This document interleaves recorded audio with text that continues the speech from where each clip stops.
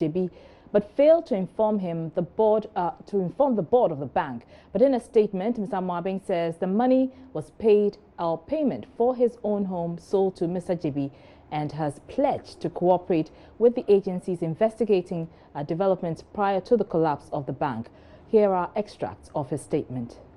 The last 1 year has been a very challenging period for the UT family. Personally, I have been deeply disturbed by events that preceded the collapse of UT Bank, and more so, some of the happenings that have unfolded after the takeover by the Bank of Ghana. In truth, my heart bleeds as I struggle to come to terms with the fact that the organization we toiled so hard to build over 20 years ceased to exist. A lot has been said over the period in question.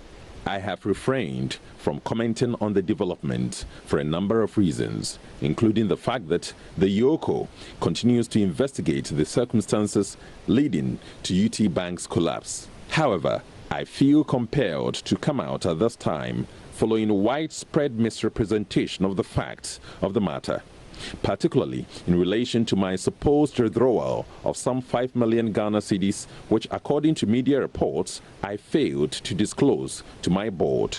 Now, here are the facts.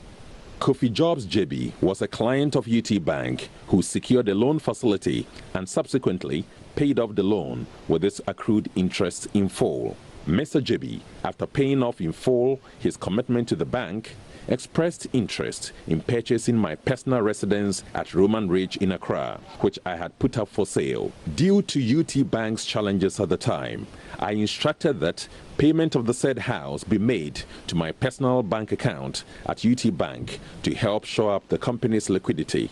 I wonder then how my decision not to disclose payment of monies into my personal account for the purchase of my personal residence constitutes a misdeed, as suggested by several news reports. It is instructive to note that the boldest report, which was the source document of the said news report, indeed referenced my response to the team that interviewed me on the said matter.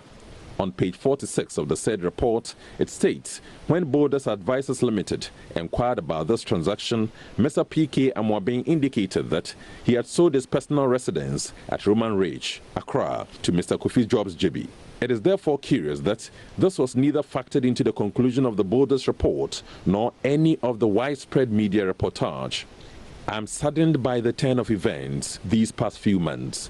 Our brand was guided by a vision of assisting Ghanaian businesses and individuals to achieve their aims based on sound values, principles, and discipline. We had always envisioned growing this company into a steadfast international Ghanaian-owned company.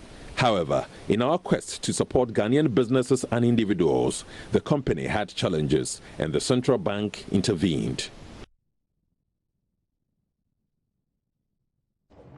In a separate development, Member of Parliament's Finance Committee, Benjamin Podo, wants the 5-year ban on directors of collapsed banks to be reviewed since, to him, it's not punitive enough.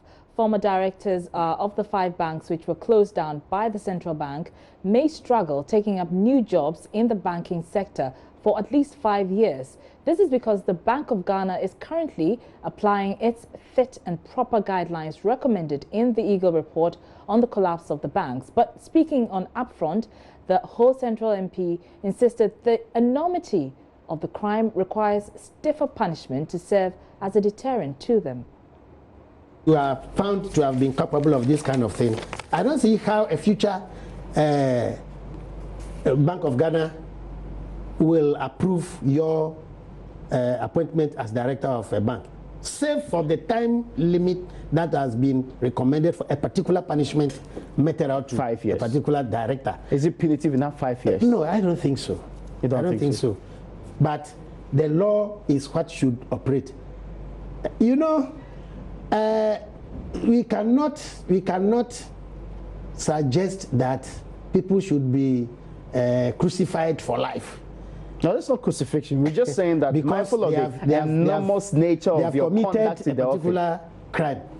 But when you look at 5 years, I think in this particular case, it sounds too small for me.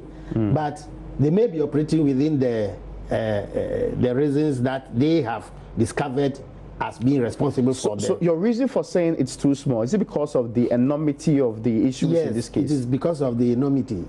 That's why listening to, but you see, I haven't got all the facts yet, and that is why we are asking for the committees to bring the reports to us.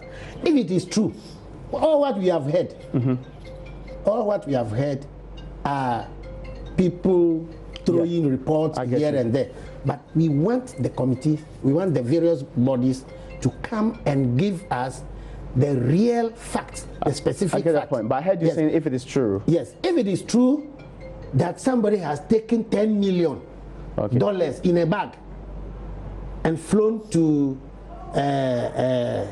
Zimbabwe for a business, I think 5 years will be too small for him to return.